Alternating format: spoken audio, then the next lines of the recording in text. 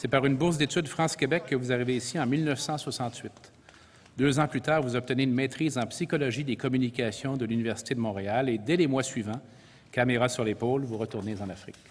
C'est un peu difficile pour moi de parler de quelqu'un de si proche de vous. En tout cas, c'est un ami.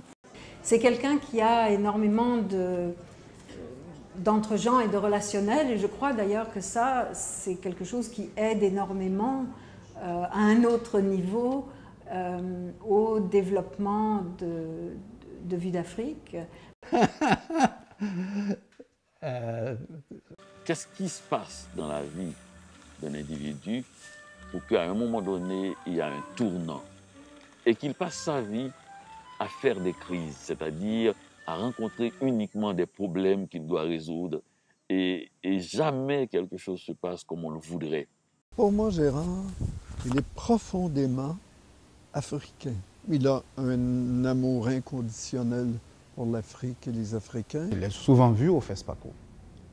Et de fil en aiguille, grâce au délégué général, mon prédécesseur Baba Ama, nous avons eu des entretiens furtifs, sans approfondir, parce que, étant le responsable chargé de la communication, c'était quand même un centre où tout passait, tous les invités et tous les festivaliers. Nos parents sont précieux, c'est grâce à eux que nous sommes. Et c'est une façon pour moi de le remercier à chaque jour, en bâtissant à ses côtés quelque chose qu'il aime beaucoup.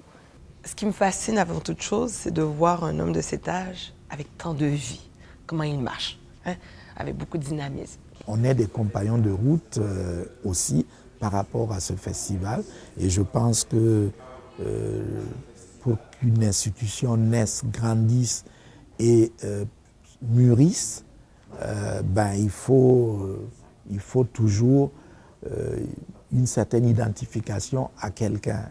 J'ai envie de le comparer à un petit singe dans le sens où il gesticule beaucoup, il a une idée, il a quelque chose et puis il essaie d'aller sortir des éléments et par miracle la chose apparaît et chaque édition on arrive à avoir ce rendez-vous qui tient la route autant que possible.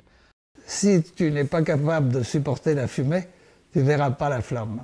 Gérard Lechêne, au nom du peuple du Québec, je vous fais chevalier de l'Ordre national du Québec.